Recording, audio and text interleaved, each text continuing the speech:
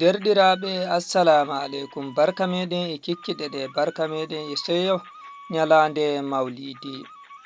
Kode rediyo international abuja heɗitoɓe nangoy dow mita 31 imatotiral amen ngal internet www.kode.net hautande e channel youtube amen Kode tv ema hello amen go facebook Kode rediyo hautande e channel telegram amen Kode rediyo.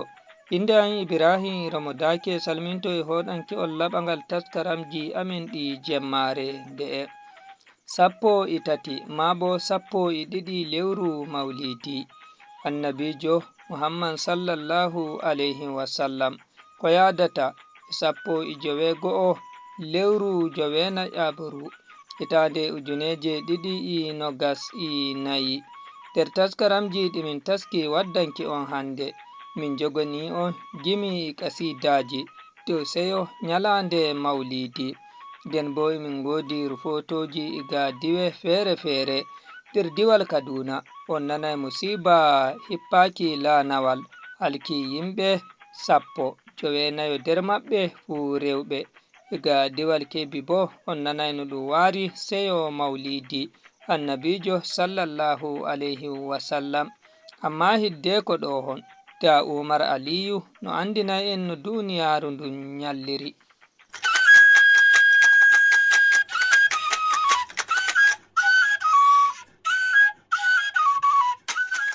Aran nda ko e kubaruji ɗin.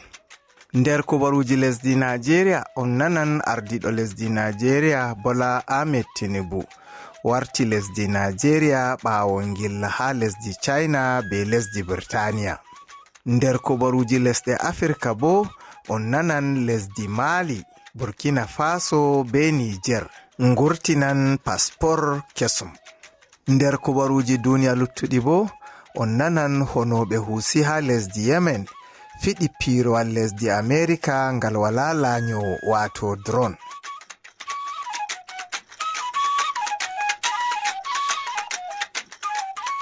Jotta bo nda kubaruji ɗin ɗi fumaji.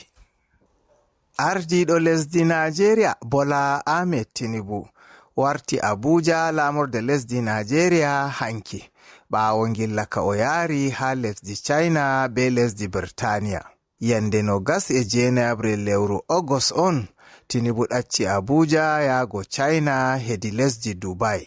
Taɓɓiɓe Tinubu ha pelel jipporde piroje namdi Azikwe wonde ha Abuja hauti be ministajo hakkilano gallure Abuja barista Nyesom Wike be sakatarejo gwamnati mobgal lesdi Senator George Akume be ardiɗo huwoɓe ha fada Mustafemi Bajabi Amila be ardiɗo jam'iya APC Dr. Abdullahi Umar Ganduje be sauro ardiɗo lesdi dow ko larani rento Malam Nuhu Ribadu be ministajo pamaro ha hukuma hakkilanki rento Bello Matawalle be ardiɓe hukumaji rento. Ballo ardiɗo lesdi Nigeria Alhaji Kashim Shettima wi gwamnati ɗo teddini lamlamɓe dondonu bo tokkan teddingoɓe yi'ugo darnde be daraja hautade be wallinde nde ɓe dokkata hedi tabitingo kautal hoore ummatore nde ni fuu. Kashim Shettima wi non on yake o yarani no laamiɗo Benin wato Oba of Benin e wuware ɗiɗaɓo gilla ha Benin City. Shettima yilli Oba of Benin man ɓawo yalirgo ha haurinde campaign ragarere nde jam'iya maɓɓe nga APC waɗi ngam tefugo subtego dow korowal gwamnajo diwal Edo ha cuɓi tammuɗi waɗego ragare lewruɗo. Yake o wolwanno Oba e wuware ɗiɗaɓo yetti Kashim Shettima be gilla ka o waddanimo nden o tori gwamnati mobgal lesdi wallita saare laamu Benin ha nyiɓugo suudu sigordu kare finatawa be tariha ummatore Benin. Benin ɗon nder nokkure ɓurdude maruki tarihi ha lesdi Nigeria. Ko nder balɗe ɗo lesdi Birtaniya be lesdi Germany lortinani saare laamu Benin man kare tariha ɗe ɓe ngujjino wakkati laamu Nasara. Dada sare ardiɗo lesdi Nigeria senato Oluremi Tinubu ewni dow ɗum wallita wakkere fijo coftal ɓalli ha lesdi ndin. Oluremi Tinubu waɗi ewnandu man on yake o jaɓɓanno fijoɓe lesdi Nigeria lisal ngurdubi'en wakkiltiɓe lesdi ndin ha fijirde olympic wato para olympic waɗande ha birniwol Paris lesdi Faransa nder balɗe ɗo. Fijoɓe Nigeria man gartidi Nigeria be nasarakuji 7 nder man be ngu darnde kangeri.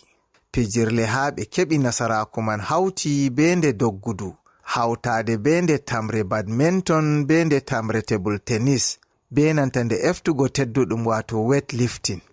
Fijowo Nigeria ɓurduɗo hosugo hakkilo ha pijirle man bo laati Oluwafemi Ayo Folashade, eftuɗo teddenga kilo 117 ko totinimo nder eftoɓe teddenga ha o heɓi daraja kangeri wato gold medal. Yaake o wolwanno Oluremi Tinubu wi nasaraku be daraja ɗum ɓe gaddani lesdi maɓɓe tefi lesdi lorna hakkilo ha wallitigo jahol yeso pijirle be fijoɓe fuu ha lesdi ndin. Kanko ma yaake o wolwanno ministajo hakkilanowo sukaɓe be coftal ɓalli senator John Owan Eno wi ngurdubi'en gaɗi ko marɓe terɗe gaɗai ngam wala nasaraku ko ngotu ngu marɓe terɗe heɓani lesdi Nigeria ha fijirde olympic man. Ministajo on ɓesdi wiugo iga hitande 1992 ngurdubi'en fuɗɗi wakkiltugo lesdi Nigeria ha fijirle olympic wato para olympic ha ɓe keɓi nasaraku kombi 100. Nasaraku bo ɓurdungu dow ngu marɓe terɗe keɓani lesdi wato iga hitande 1952 nde lesdi Nigeria fuɗɗi yaalirgo ha fijirle olympic nasaraku 24 tan ɓe keɓi. Wato ha ɗoni marɓe terɗe ɗo wakkilta lesdi Nigeria duuɓi 17 nder duuɓi 17 ko ɓe fuɗɗi wakkiltugo lesdi Nigeria ha fijirle majum ni ɓe keɓi nasaraku nde 24. Ha yake ngurdubi'en wato para olympian keɓani lesdi Nigeria nasaraku kombi 100 nder duuɓi 13. Kompaniwa nebbam petur maral gomnati mobgal lesdi wato Nigerian National Petroleum Company Limited NNPCL andini ɓesdugo cede nebbam petur ha lesdi Nigeria be geɓe 11 ha 100. Ɗo on nde ɗiɗaure ko kompaniwa man ɓesdata cede nebbam petur jam nder asaweje 2 ha lesdi ndin. NNPCL andini ɓesdugo cede nebbam petur man on nyalade woore be fuɗɗugo sodugo nebbam petur iga kompaniwa sakowa nebbam petur Dangote wato Dangote Refinery. Be ɓesdari ɗo jotta cede lita nebbam petur gotel sorran ha Lagos dow naira 95. Ha yake diwe dayiɗe be Lagos bana Woyla Funa lesdi Nigeria wato Maiduguri be Yola ɗam sorran dow naira 1,190 ko bo en bi'a cede Kamaru 400 be dala 4. Ha yake NNPCL man bo ɗo fe'ira ɗam iga Dangote dow naira 898 dow lita fu. Nder balɗe garoje ɗo on lesdi Niger, Mali be Burkina Faso wurtinta passport kesum ngam hoytingo jahale hakkunde lesɗe ɗen. Ardiɗo lesdi Mali Colonel Assimi Goita on andini non ha yake lesɗe ɗen ɗo kaɓana sattingo famral hakkunde maje ɓawo wurtago iga dental kawral lesɗe hirna Afrika wato ECOWAS. Iga aran ni lesɗe ɗen tiggi dental kawtal hoore hakkunde maje andirangal AES ha lewru Septemba hitande 2023. Nder jawabu ɗum Colonel Goita waɗi o wi dow ɗo seɗɗa passport AES wurtan ngam hoytingo jahale hakkunde ummatore lesɗe ɗen. Andinore nden waɗama nyalomare woore foddeko hewtuki AES hitande be tiggego. honoɓe huusi ha lesdi yemen fiɗi pirowal lesdi amerika ngal wala laanyo wato drone. honoɓe huusi man ngurtini vidiyo ngol holli wakkati ɓe aafi nden ɓe fiɗi ha balmol man sankiti drone man tappangal amerika ngal QM9 Reaper. nonnon bo foddeko fiɗuki pirowal amerika ɓe keɓi nasaraku fiɗugo balmol cenbirgol wato ballistic missile ha dow lesdi isra'ila be propaganda isra'ila ha maruki balmi ngam faddugo koma taɓɓugo balmol konne en maari fuu. balmol huusi ƴaɓɓi yani ha tel aviv lamorde lesdi isra'ila ndin, hunde bo nde suriti lesdi isra'ila ndin be lesɗe gaɗanoje ndi propaganda. kerol kubaruji ɗin gonde be taskaraji amin luttuɗi.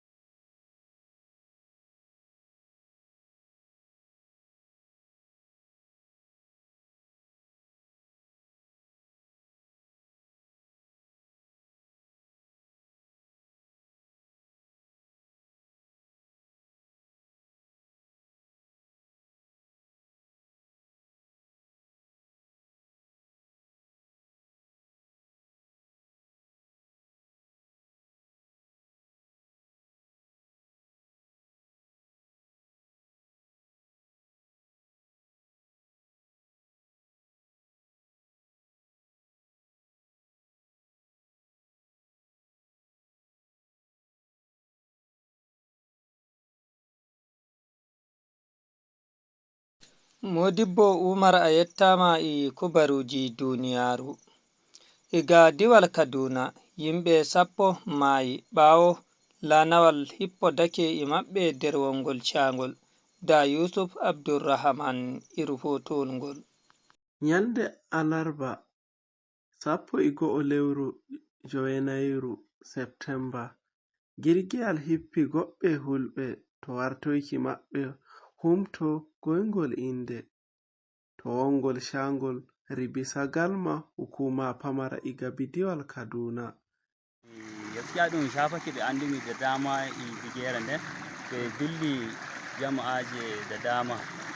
tinde no min doktirini habaru min de gara jika ɓe bi adina no garoni nder galɗo jirgiyal. Na'am. To Allah hitake de ɓe wurtini sappo. Cappande goo bo kayre Allah jaɓi yonki mayre waɗa du'a Allah hinnaɓe Allah yafano. To ɓe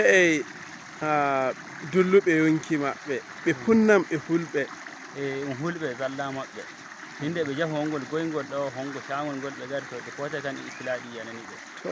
ɓe jehi inde goyngol. Goyngol ɗo wuro Alhaji Arɗo Kanki. To warto to hotuki ɗum itila'i ɗum wangidi maɓɓe. Ɓe kotay amman kamma dai no huturo ɗum wangani maɓɓe. To huturoyel arande mi hinnan ɓe gari ɓe kotay ɓe jawɗo kañum gadi no obalot ɗum kañum de goɓɓe hude mo ƴamata kañum hoɗi ɗum wangiri maɓɓe ma. Hinde ɓe kocci ma rewɓe hamɓe kusan 5 hamɓe maayi sai kayejo goto sai bambaɓe ɗiɗo. Hay bambaɓe. Bambaɓe ɗiɗo yaadiki kama Kenya ma ɗum heñama heftoyki woɓɓe mi hefti rewɓeji ɗin amma hoyri ɗin noon bacci ɗin on ɗon kayejo. To Kabiru min godake. To nder girgiyal ngal hocci adune 11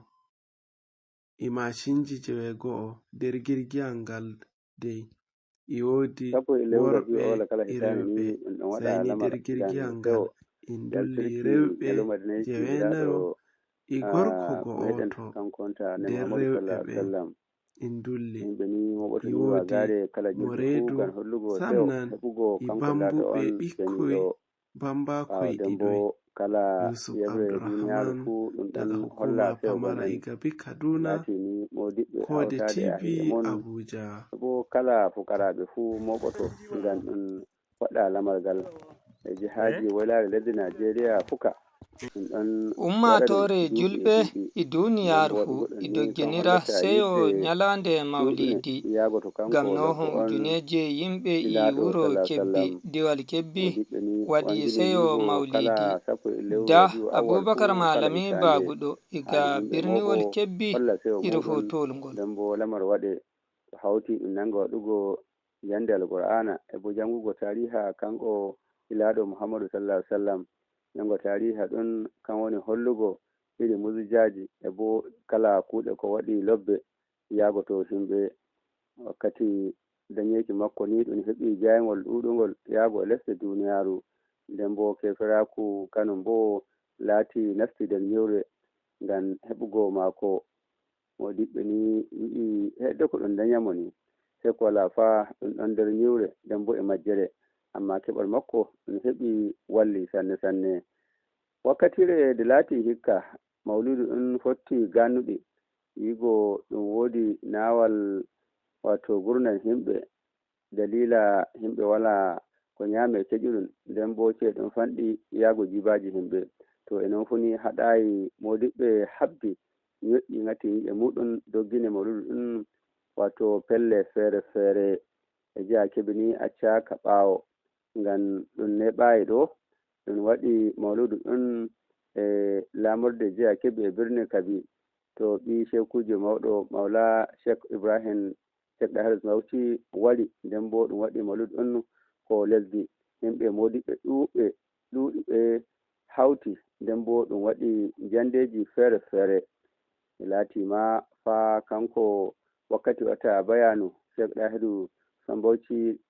wato ɓi ko Sheikh Ibrahim Dahir Bauchi holli wigo wala ko ɓe gatti yeeso sai waɗugo lamal mawludu ngam hollugo yidde e bo seyo heɓugo kanko la sallallahu alaihi wasallam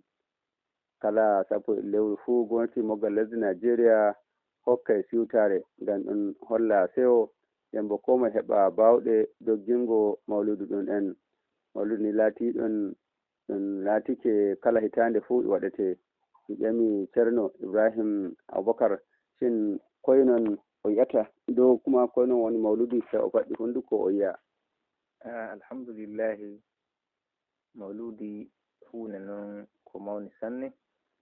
sannan hunde noon laati ɗum wodi asli daga to Allah tabaraka wa ta'ala Allah yi'a annabi sallallahu alaihi wasallama wa kullan naqsu alayka min anba'i rusuli ma nusabbitu bihi fu'adak ya rasulallah mi jangane fillaji annabuɓe jawtuɓe hanne annabi Adamu annabi Ibrahim annabi Musa ngam koy ngam mi ɓeyda fukkingo hakkillo ma mi ɓeyda waccirgo hakkillo maɗa dow gollal ngal gollimmami ngal yarugo diina islama to annabi sallallahu alaihi wasallama waɗanama goɗɗum ko nawi sai Allah tabaraka wa ta'ala waɗanamo qissa annabi Musa kanum ma waɗanama ko ɓuri non fa hande to ɗum ɓeydi waɗangomo goɗɗum ko nayimo fa o wangini to sai Allah waɗanamo qissa annabi Ibrahim iri ko ɓuri ko annabi Muhammadu sai annabi sallallahu alaihi wasallama hakkilo mo fukko famal cewa lallai kamban ɗo fuɗɗiri to ayi Allah tabaraka wa ta'ala kannon puɗɗo waɗugo mawludi del Qur'ana to annabi sallallahu alaihi wasallam mawaɗen bo kanko Ceerno Ibrahima on o wanjini wigo ɗum en ni ko yiɗa noon kala to julɓe e ƴammomi wigo to de laati ɗum hokkide alqur'ana to koynon hani kala tokkoɓe ɗariƙol tijjaniya wa'ade lewru dundu mawludu darike musamman yande 1 lewru rabiu awwal sai o faɗɗi hundugo wigo kala gaɗo tijjaniya fuu e ma hana gaɗo tijjaniya kala julɗo fuu e hani da wakkati mawludu waɗi to lallai waɗa shiri wato holla murna muɗum wato holla goɗɗum nder iyalu mum korɗa hiɓe mum hollaɓe wato wakkati dingol annabi sallallahu alaihi wasallam waɗi sai ɗum waɗa goɗɗum ko nandi ko murna ga annabi sallallahu alaihi wasallam yi'a man fariha bihna farihna bihi tagaɗo fuu waɗi murna e amen to min gaɗan murna e muɗum fa annabi sallallahu alaihi wasallam o wi'i addibu awladakum ala salati khisalin hubbi nabiyikum wa hubbi ahli baiti wa qira'atul qur'an tagaɗo fuu waɗana ɓiɓɓe muɗum tarbiyya dow kujje tati hubbi nabiyikum yidde annabi sallallahu alaihi wasallama yidde ɓiɓɓe suudu makko e jande alqur'ana to ayi dow lawol mawludi kangol non laawol laatingol ɗum hollanta gaaɗo yidde annabi sallallahu alaihi wasallam daga fanɗi mawɗo e suka. To mi ƴanni koyno waɗete ñande mawludu ɗon shin nafa waɗete ko bo koyno waɗete? ñande mawludi goɗɗum ban waɗete illa iyaka ɗum hawra ɗum janga alqur'ana wato ɗum janga hadiseji annabi sallallahu alaihi wasallama modiɓe janga tarihi annabi sallallahu alaihi wasallama sannan ɗum jonga ko ñamete ɗum hiisa ko hiisete ɗum funi ɗum waɗa murna ɗum waɗa seho. ɗum wangini wiigo jahal yeeso waɗugo ni en ni ɗum goɗɗum non ballojum yaago to sembiɗinki diina nden bo ceni ka e lesdi kala lesɗe duniyaaru to wontiri fuu kanko ceerno ibrahimu o noddi ummatoje duniyaaru fuu holla sewo muɗum dow heɓugo wato ñalowma de ende dañeki la sallah sallam doggini molli ɗum funi kala jajirka jihar Kebbi nokkuje feere feere ko andira zawiyaji wato nokkuje to modiɓɓe hawtata ngam ɗum waɗa zikiru hawtade bo fijoji e gimi hawtade gembitali dow sewo wallugo ilaɗo sallah sallam sewo dañeki miɗum yewtolgol ɗon Bakar Malam Bago do e gado jihar Kebbi.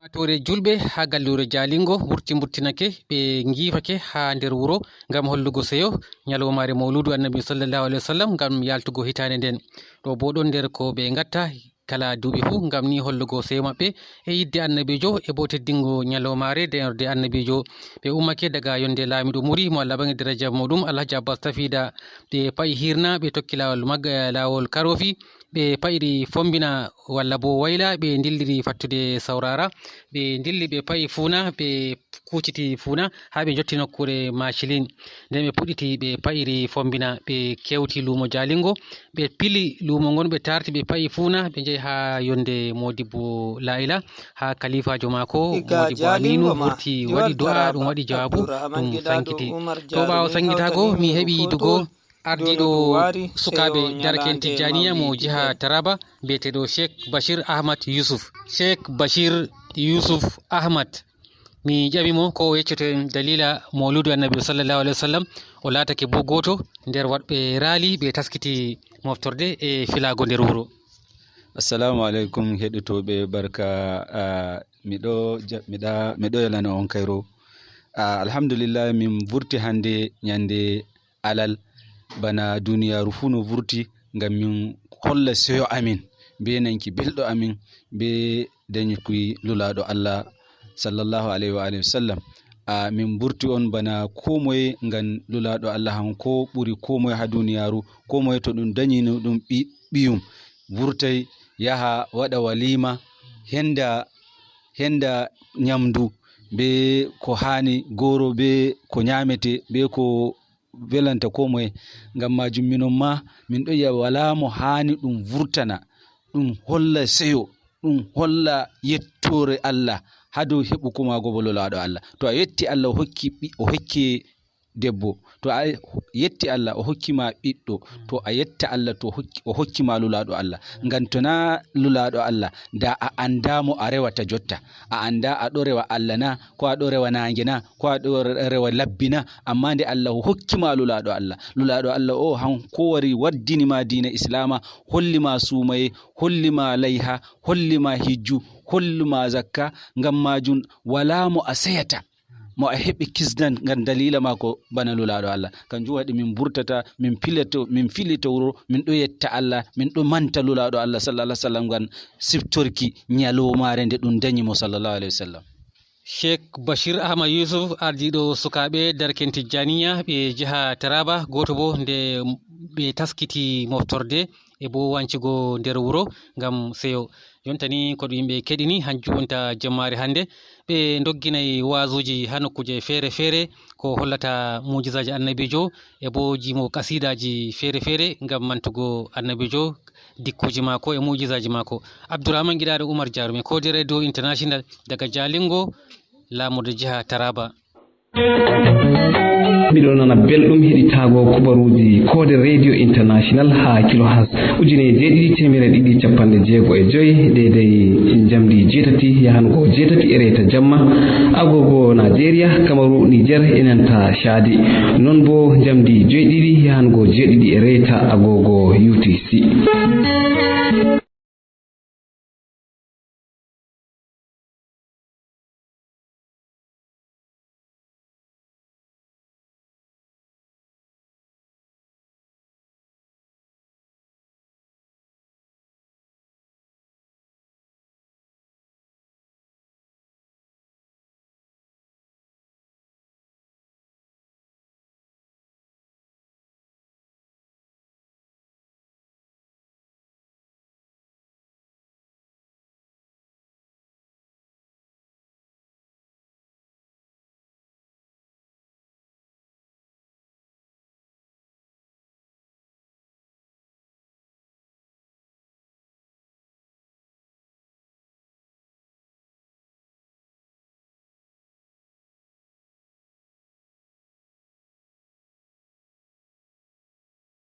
To toni on woytu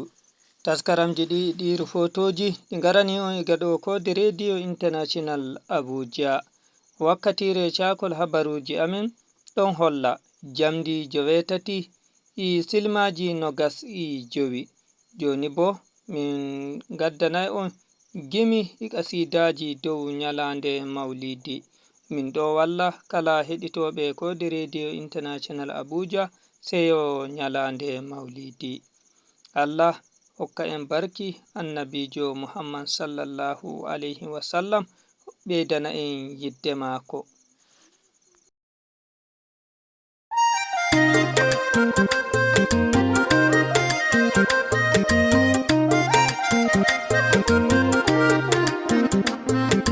Muhammadu Habibu an woni ɓurdi andal nulaɗo cuɓaɗo ɓurnaɗo tagle annabijo. Muhammadu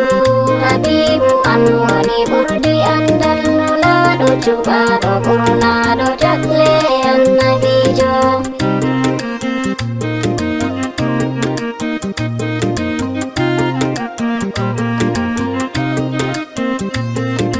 Ɗiɗaɗo am tilimɗo tedduɗo teddinaɗo. Muhammadu Habibu an woni hokkodaɗo nulaɗo cuɓaɗo ɓurnaɗo tagle yo andinaɗo. Mi yotti mi doɗɗi yeso ma ya annabijo. Mi yotti mi doɗɗi yeso ma ya annabijo. Ya Allah am deweteɗo goto a jawmirawo. Teniɗo am ɗowtanteɗo a warjirowo. Ɓangiɗo bo bawɗo doggitirteɗo a hoddirowo. Amuni mi nasta les ɗawdi mako annabijo. Amuni mi nasti les ɗawdi mako annabijo. Ya Rabbi am jabanam mi lelo ya jawmo andal. Sahabo en wi'ino witi o ɓurdi andal. To ƴamɓe ɓe jabo Allah e an woni ɓurdi andal. Mi yerdi mi seydi mi sabbanima annabijo. Mi yerdi mi seydi mi sabbanima annabijo. Jemmare nde mi yewtete ko mi hirtorino. Ɓernde nde am nde huushi hoti de jenginino. Mi wala mi mumna mi hafta ɗoyɗi ka eggitino. Ngam ɓernde nde waywa bege maya annabijo. Ɓernde nde waywa bege maya annabijo. Mi jeftoyi ɗarewol bongol yuspirowol. Mi hosoyi bindirgol lamgol windirowol. Yalli mi luggi mi suplorima jawmujengol. Hakika kayidde ma hesɗitiya annabijo. Hakika kayidde ma hesɗitiya annabijo. Ande ɗe gaybuji laati hujjanulanguma. Ko suuɗi ko wangi fu wirnanayma e andema. Ko laatino ardino liɗo maɗa yo andinima. Ko heedino yeeso fu wirnanayma annabijo. Ko heedino yeeso fu wirnanayma annabijo. kaseje dadi nder ilmu gaybu amoɗiɗiɗe gaybuji ɗi hokkaje yaɓe Allah a eri diɗi ɗi herani annabo yennulaɗe a eri diɗi seɗi maɗa bo special a heranaya annabijo seɗe maɗa bo special a heranaya annabijo gaybuji ɗi alamu zarra hawtani duniya gaybuji ɗi barzahu ha ko dukkani lahira wala ko adulli sai ko herani jawmirawo qiyama hisabu aljanna yite annabijo qiyama hisabu aljanna yite annabijo halami halika woɓɓe kambaka hayɗiniɓe nasibo waddi ngam maɓɓa kunduɗe hayɗinoɓe habaruji o hokkiɗi himɓe laatuɓe ardunoɓe e ko warata e yeeso ha dukki darngal annabijo e ko warata e yeeso ha dukki darngal annabijo misalu bo seɗɗa mi wadda ngam ni mi tigga hujja ashara mubashirina bil jannati laati hujja gaggaji ɗi makka e faɗɗete e badar ma hujja ka tabiti a gonɗi jagorɗo am ya annabijo ka tabiti a gonɗi jagorɗo am ya annabijo nasaraku futuhat ko heedi yeeso a wangini fatku makka e rum ha e farisa yaman a wangini shamu e magdis bagdadu Egypt a andini waɗi feƴƴi a gonɗuɗo gonɗinaɗo annabijo waɗi feƴƴi a gonɗuɗo gonɗinaɗo annabijo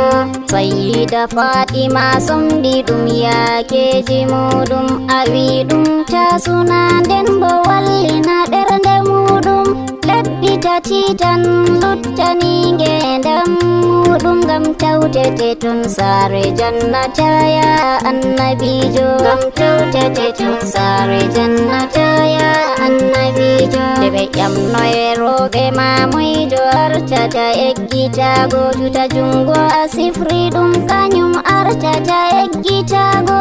sayyida zainaba kañum artata eggitago non bo falati a gonɗo iya annabijo non bo falati a gonɗo iya annabijo duuɓi khilafa capanɗe tati a wangini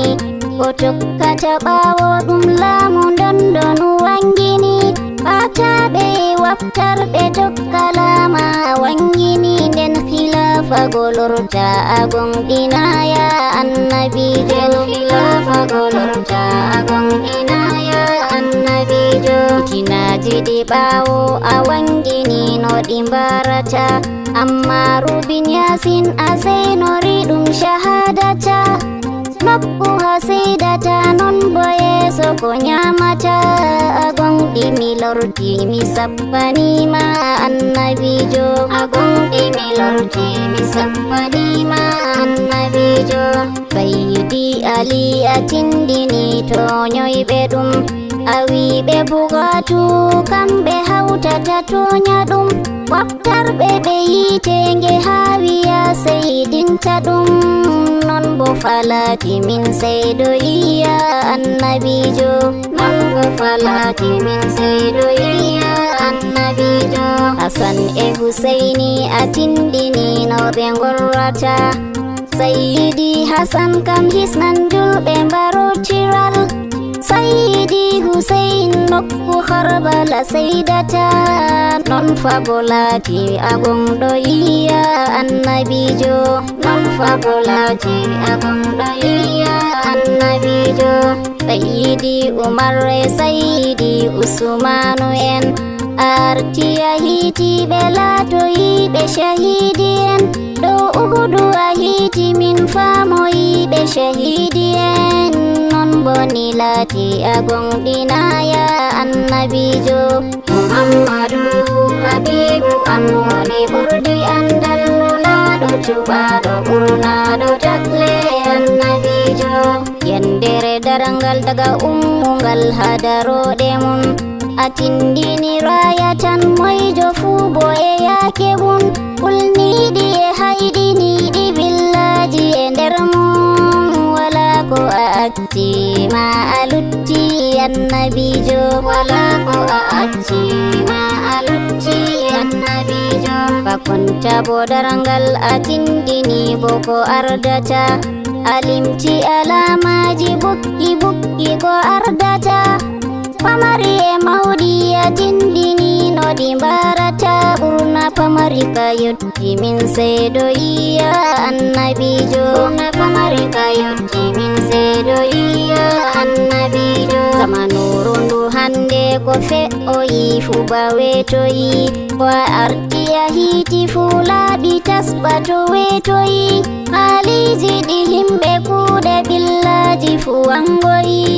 a arti a barri a waggini ya annabijo a arti a barri a waggini ya annabijo bermaji mi limta seɗɗa ngam ni mi findinora yo ɗiɗo fulata kakkiliɗo ngam faydora yo fako ɗume hotana gonijo Allah mo fadora bo nanga kosɗe ma ainur rahmatiya annabijo nanga kosɗe ma ainur rahmatiya annabijo ɓurduɓe lesdam kamɓe ardata ummata to nyoɓe ɗuɗa pewe en ardana ummata gonga kuyo tampa pewe jala caka ummata nder ɓiɓɓe siyasa min yi'i ɗum annabijo nder ɓiɓɓe siyasa min yi'i ɗum annabijo daknuki ɗum ko har mi fu ɗuɗa ha ummata har minki ko Allah dakni bo ɗuɗa ha ummata fiki caca e nyamki riba yo wamoya ummata ndaka e banki min seedo iya annabijo ndaka e banki min seedo iya annabijo tare yo jinna roɓe dawrana worɓe mum torare bo jinna ɓiɓɓe dawrana saro mum sakitiɓe yo laka ndellano ya ardiɓe mum yidde duniya bo fanta min seedo iya annabijo yidde duniya bo fanta min seedo iya annabijo jogoɓe amana ludda seɗɗa nder ummata adilaku e jogiki alkawal usta e ummata saka habaru e dow ko andana seyda ko andana ha social media min yi'i ɗum annabijo ha social media min yi'i ɗum annabijo wikkere njenu luɗu fuwa moya ummata warki hoore e tawye muɗu gishu caga ummata jahili en famɗa ande en modana ummata bahiti ka yotti min seedo iya annabijo bahiti ka yotti min seedo iya annabijo julɓe bo lesda tokka yahudu nasara en roɓe bo sura surta en ronduɓe tekke en ɓe dajja ɓe ndala ɓe saka bononda nder men wala ko yi'aka min seedo iya annabijo wala ko yi'aka min seedo iya annabijo kawtal hoore caka julɓe kadi famɗoya en ɗam jinna sompota aka ɓe ɗuɗoya hokke e faccam e saɗirmaji fu ɗuɗoya mayar leɗe fuju adow maji min goni annabijo mayar leɗe fuju adow maji min goni annabijo jawle bo feesa feesina ɗuɗa ha duniya hande bo feesa feesina ɗuɗa ha duniya bindirgol saka sakina huɓida duniya kadi ɗum woni computa internet ya annabijo kadi ɗum woni computa internet ya annabijo julirɗe bo fauna faunina ɗuɗa ha duniya nyiɓale bo towɗe non ɗuɗa ha duniya geloɗi bo jawɗi fauniɗi taroya duniya ka wangi e mo mota e ko nandi ɗiya annabijo wandi e mota e ko nandi ɗiya annabijo wakkati ramma rammita bamna mumnita jahale bo yawa yawɗina laabi bo rammita kuje ɗe fofata ko bo wolwa ha wolwita min seydi e rediyo tv téléphone annabijo min seydi e rediyo tv téléphone annabijo ilmuji ɗi gaybu ma limtatake rasulallah to a hitini laatiya hayɗiniɗo rasulallah ko gasi a hiti fu hakkan tabiti rasulallah ko lutino non bona ɗum hadise annabijo ko lutino non bona ɗum hadise annabijo yo wigo a anda ko jango sawi ɗum majjere dogiɗo e majjere nde bo titoyi halkere daga Allah e andal wala ba maɗa do gasnere min gettoyi Allah min laati lesma annabijo min gettoyi Allah min laati lesma annabijo takiraɓe yo taskiten taden taskanen lahira tangoyten cafijen duniya ta ɗum sukrara pamari alamaji yotti mawɗi tan luttora dole fa taskiten ta to ngeben annabijo dole fa taskiten ta to ngeben annabijo Allah yo ɗum no salatu doma annabijo ɓerɗe amin bo hebbinɗe yiide nde khatimijo fitinaji e ɓillaji hisnumin gam harisunjo aljanna bo hokkumin barka mako annabijo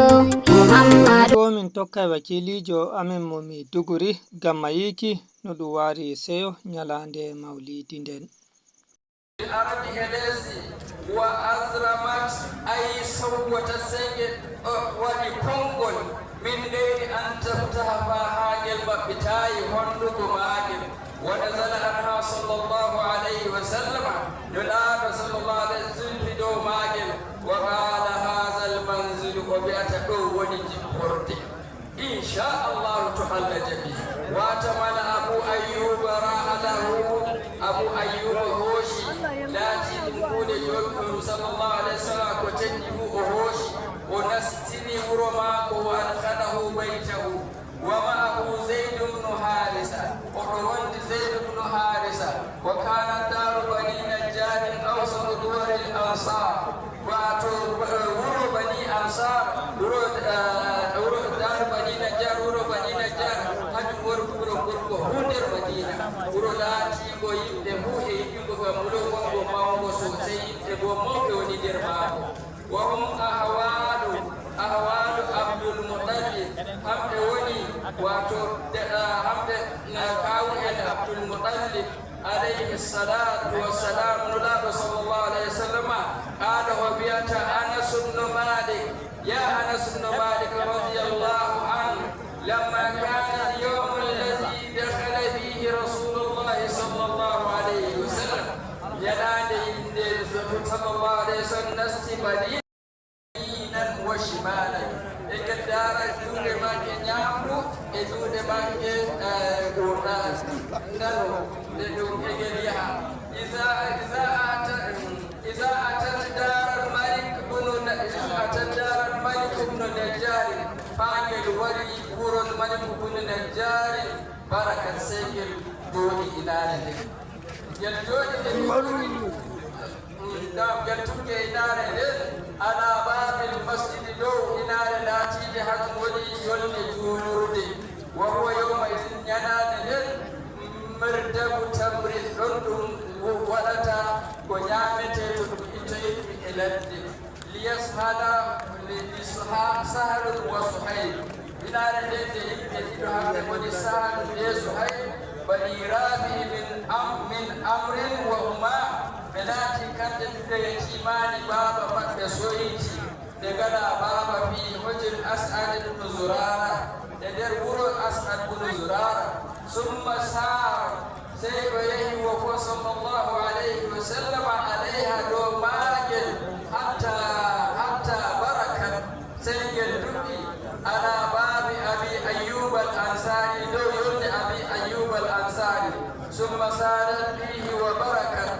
bo ngel yahi ngel jooɗi jonde ɗum ɗon ngel ducci dellare nden fi mabaraka fi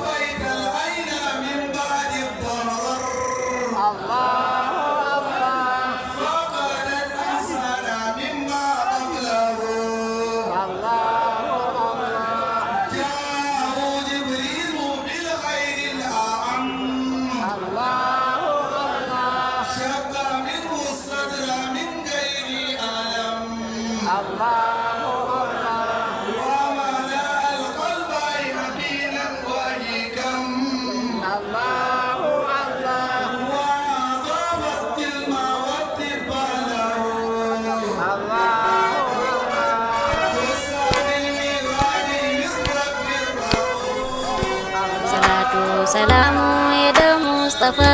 giɗaɗo cuɓaɗo a khairul wara.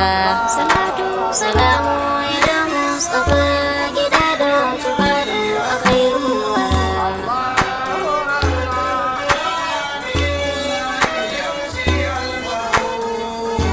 Salatu salamu eda Mustafa giɗaɗo cuɓaɗo a khairul wara. Seɗɗa no ɗum dogginiri seyo nyalande mawlidi wuro Maiduguri wonɗon. Bismillah inde jawmam bangiɗo Allah jogiɗo pofɗe demmo ngam hayrul wara. Ko paɗaymi fo mi bismoto mi senno ya Allah, to mi huuɓi bo mi hamjino giɗo hayrul wara. Salatu salamu eda Mustafa giɗaɗo cuɓaɗo a hayrul wara. Jami fo aɗo endiyam ya Rabbi Allah, e moƴƴe ma mi yeɗiri giɗo hayrul wara. Nyam am jaram am e maɗa ya Allah, a harniyam mi yetti risku hayrul wara. Salatu salamu eda Mustafa giɗaɗo cuɓaɗo a hayrul wara.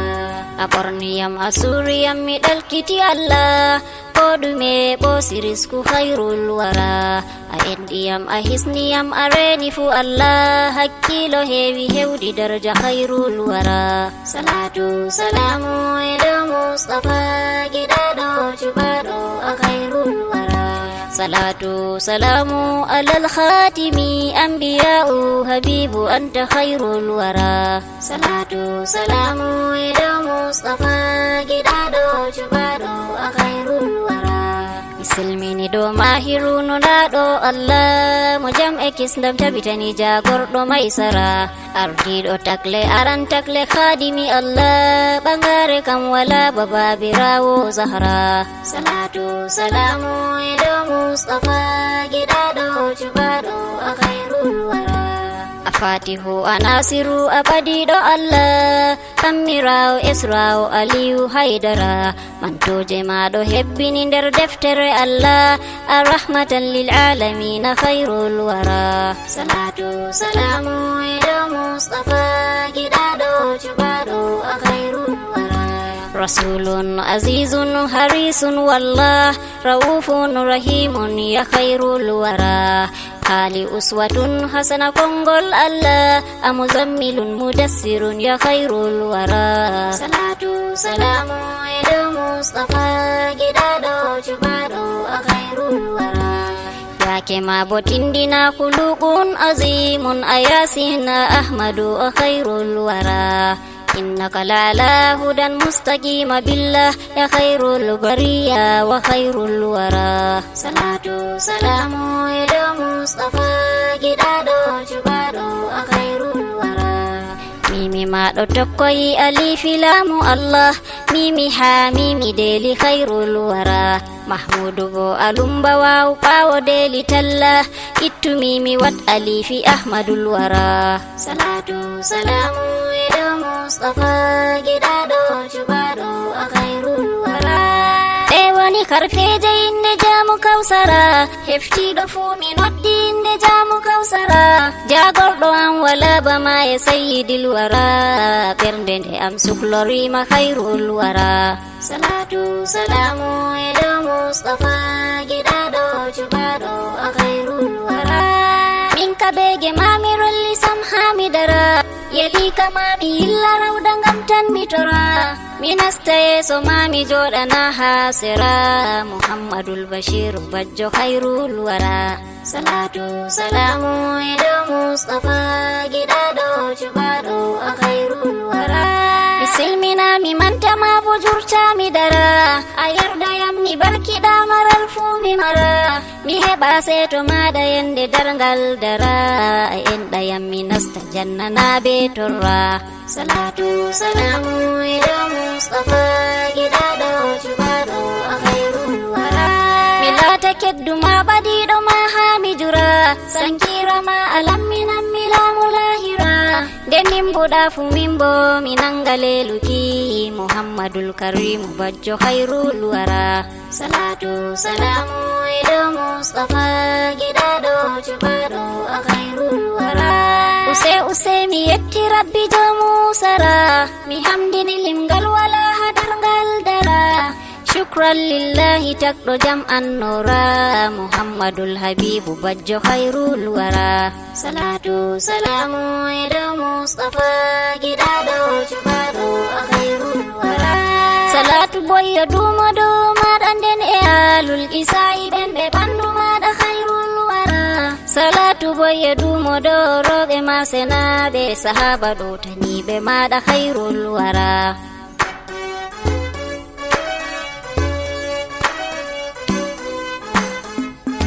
salatu salamu alal munzali Muhammadul Aminu anta khairul wara salatu salamu ila Mustafa giɗaɗo cuɓaɗo a khairul wara ya arhamal khalqi anta khairul wara ya shafiyal khalqi anta khairul wara ya akramal khalqi anta khairul wara ya ashrafal khalqi anta khairul wara يا أعلم الخلق أنت خير الورى يا أفضل الخلق أنت خير الورى يا أحسن الخلق أنت خير الورى يا أعدل الخلق أنت خير الورى يا أطيب الخلق أنت خير الورى يا أشرح الصدر أنت خير الورى يا أجمل الوجه أنت خير الورى يا أرفع الدرجة أنت خير الورى وأعظمهم دعوى أنت خير الورى وأوضحهم حجة أنت خير الورى وأقربهم منزلة خير الورى مقدارك العظيم أنت خير الورى صلاة سلام على مصطفى جداد جبار خير الورى صلاة سلام على المصطفى بشير نذير وخير الورى صلاة سلام على المصطفى جداد جبار خير الورى صلاة سلام على المصطفى محمد الأمين أنت خير الورى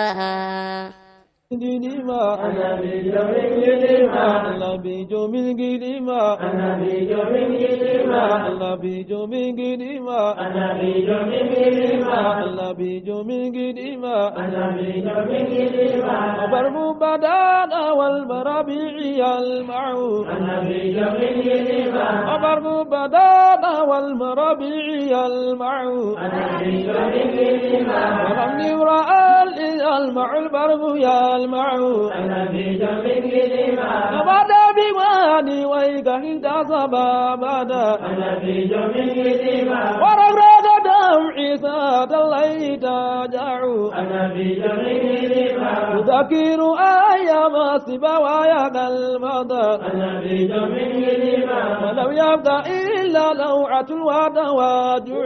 أنا بيجو من قديمة كما الله آدل بالمدينة إنها أنا بيجو من قديمة فقدورنا للبيقرق يوقع أنا بيجو من قديمة ليروغ به بالله وهو أمينه أنا بيجو من قديمة يار البقاد والمرابيق أيمع أنا بيجو من قديمة يار اللبال أما الفؤاد بقوبه أنا بيجو من قديمة وتذكره